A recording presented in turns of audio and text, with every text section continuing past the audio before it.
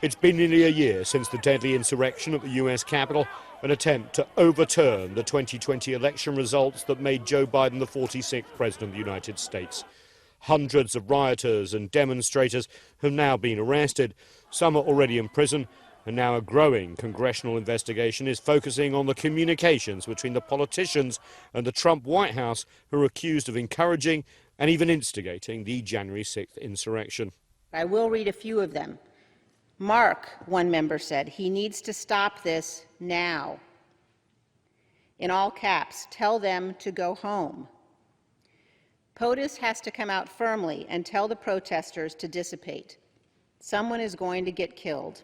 Liz Cheney, an arch-conservative who rejected Republicans that aided former President Trump's efforts to overturn his election loss, recently read text messages to Mark Meadows, then the White House chief of staff, from Trump family members and as yet unidentified lawmakers and personalities from conservative news network Fox News.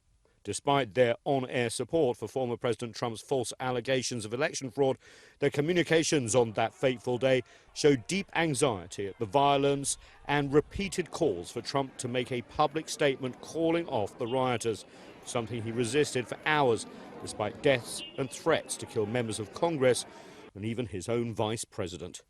Mr. Meadows received numerous text messages which he has produced without any privilege claim, imploring that Mr. Trump take the specific action we all know his duty required. Indeed, some of those text messages, Madam Speaker, came from members in the chamber right now.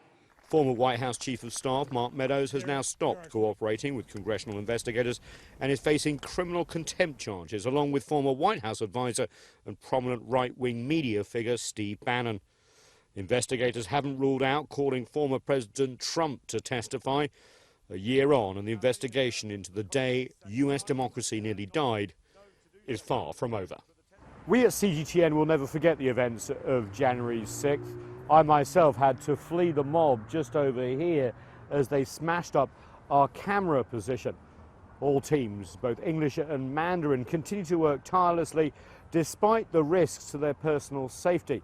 And our newsroom backed us up every step of the way to report on one of the biggest stories in U.S. history. Nathan King, CGTN at the U.S. Capitol.